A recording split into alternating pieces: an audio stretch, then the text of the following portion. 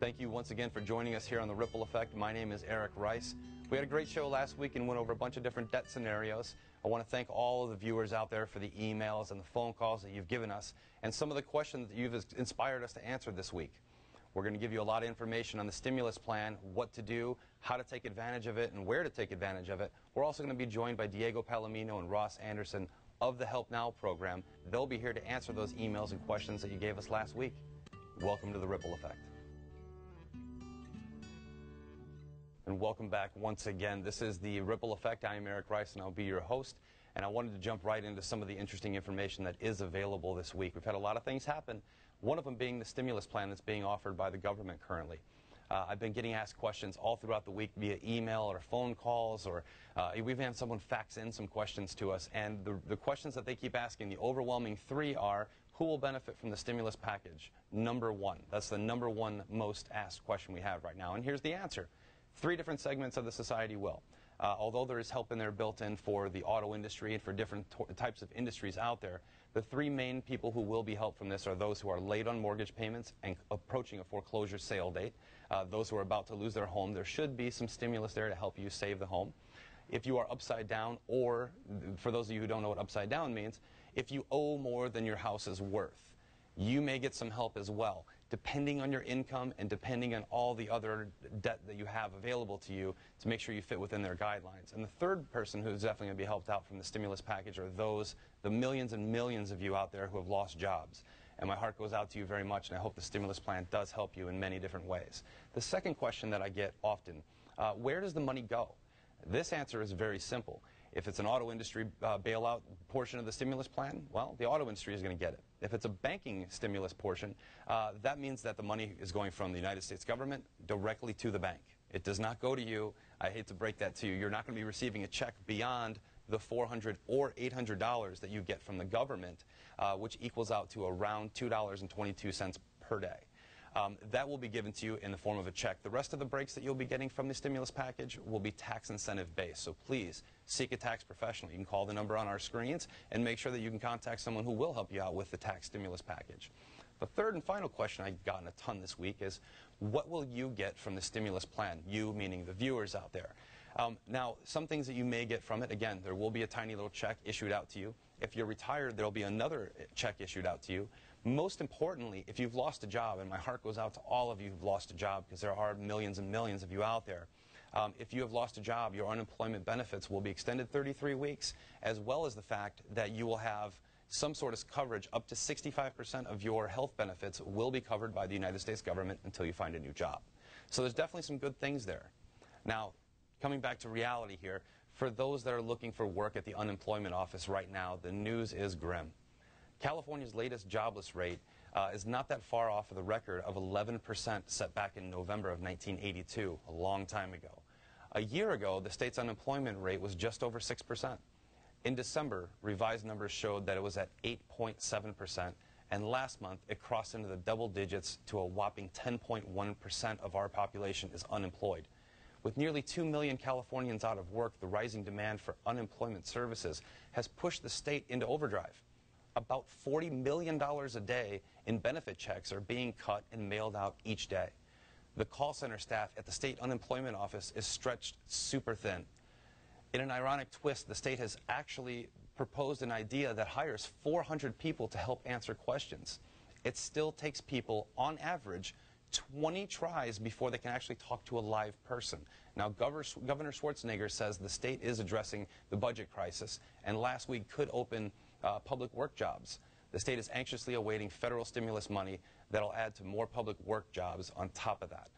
That stimulus package also bumps up unemployment checks another $25 a day, or excuse me, by a week, by mid-March of this coming year. So hang in there if you're unemployed. Jobs are on their way. If you own a business, start hiring and taking care of your local community. Keep watching us. This is The Ripple Effect, and I am Eric Rice. Welcome back, everybody. This is Eric Rice with The Ripple Effect. I want to thank you again for joining us. We have had an overwhelming amount of emails coming in from homeowners, from people with all kinds of debt, different financial scenarios. They've been coming in from all across the board. So what I've done this week is I've brought in a couple of different people here. One of them is Ross Anderson. He joins us from the Help Now program. He's one of the senior advisors there. and he essentially is bringing to the table something that we've never had before. He's going to be answering questions and emails directly from you that we've been getting all week long. So Ross, I wanted to welcome you to the Ripple Effect and ask you a few questions if that's all right with you. Great, Eric. Let's go for it. Good. Now, at the Help Now program, what exactly is it that you guys are doing over there, if you could describe to the viewers out there? Well, let's put it into context here. We're doing a complete financial coordination of every aspect of their finances. It starts with the mortgage, going down to credit card, unsecured debt, insurance, financial planning, coordinating all of that so that it can be handled as effectively as possible. So you guys are really taking a macro view, if you will. You're taking a look at their entire finances and what they mean and how they work together. Correct, because everything, effect, right? yeah, everything affects the other one, like you say. Exactly. Right. Well, now, what I want to do here in just a minute, we're going to be going right to some emails that have come into us directly from some clientele. But if I could, you know, everyone has their own problems out there. My next-door neighbor came to me recently and said, hey, Eric, there's problems going on with my mortgage. I refer him over to the Help Now program and basically say those guys can take care of you.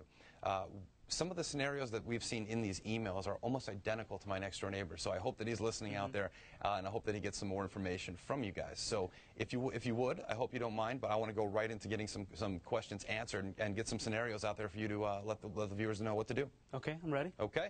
All right. All right. Now we're going to go. First one we've got here is from Roberto. Roberto says that I'm in need of debt settlement and a home loan modification.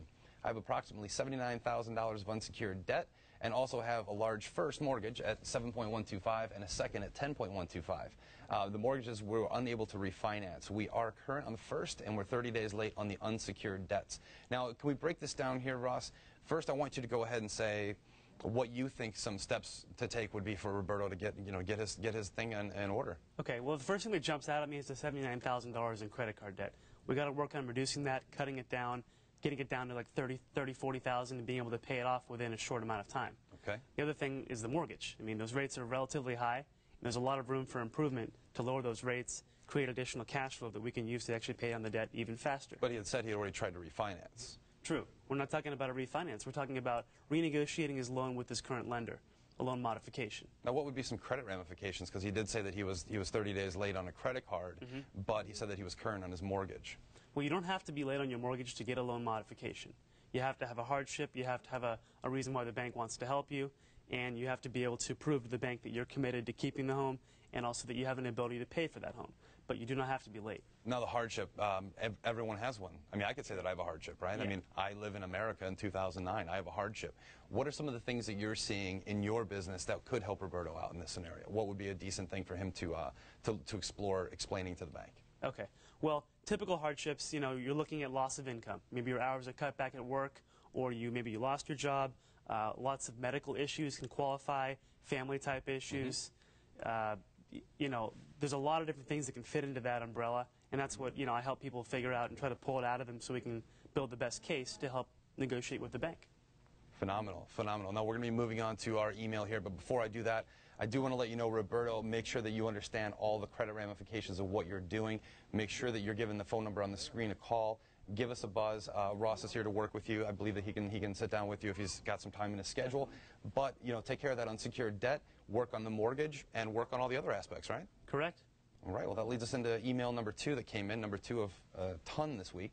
And this comes to us from Heather. Heather says that I would like to get some education and assistance on a loan modification. I purchased my home in late 2007, and I owe almost twice as much as it is worth, and it's in an ARM, which stands for Adjustable Rate Mortgage for our viewers out there who don't know, and it's adjusting in 2011. What types of things would you do, Ross? What types of things would you tell our viewers out there to take? What measures would you give them? Because education is your key. I mean, that's the key to the Help Now program, is learning what to do and how to do it. Well, exactly, yeah. Help Now is an acronym. Homeowners Education for Lending Protection. So the education aspect of that is so crucial. Not just to make sure that she doesn't end up in a situation again in the future, but it also shows the bank and gives them more of a reassurance to why they should help her as opposed to everyone else out there who's got their hand up asking for help. Right, and it also leads into the thing that I just talked about earlier with the stimulus package, because now she says she's upside down, which means that her home is worth less than she owes. The stimulus package may be able to help her out by calling in with the number on the screen. She may be able to get some assistance and some information. But I know that with Heather out there, you would be able to give her a walkthrough of education and just a plethora of knowledge at the Help Now program. Oh, definitely. Well, we're just going to take a look at the entire picture and try to break it down into pieces and offer the type of advice that is going to be necessary to fix the problems that are here now and prevent future problems from occurring and cycles from repeating themselves. Do you have time for one more, Russ? Let's do it. Okay, let's go out to our next email. Our next email that comes out to us, it comes out from Van, and he said, I'm considering bankruptcy. I've been supplementing my income with credit cards for 10 years. Holy cow, 10 years. And now I have no credit. For the first time, I'm unable to pay my bills. I'm half the owner of a distressed home, live in an apartment, and I'm getting divorced and remarried, and I really want to keep my motorcycle. Help. Well, his priorities are in order. Thank you for being so honest, Van. I do appreciate the simple honesty. Keeping the motorcycle before even going to you, it's probably not going to happen if he can't afford to pay his bills, which he's been paying with credit cards for quite some time. Well, yeah, you have to have some level of realistic expectations. And for this guy, you never know. The motorcycle, we don't know yet, but it may have to go. You have to look at what are the most important things and the necessities that someone has to pay for, and go backwards from there and look at it that way. Now, what about bankruptcy? Now, we had Sean on here last week, and Sean basically told us that 30% of people who apply for bankruptcy are actually supposed to be doing so. Is bankruptcy an option for him, or something that you would explore first?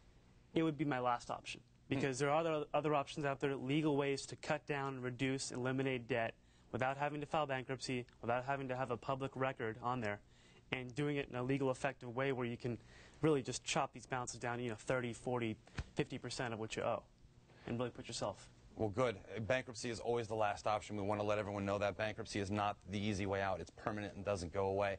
We've been so kind as to have Ross Anderson in our presence. We do appreciate you being here on the show. Thank you so much for all the information you've given to our viewers. Give them a call at that number on the screen. They can help you out. Again, Ross, thank you very much for coming in. My pleasure, Eric. Thank you.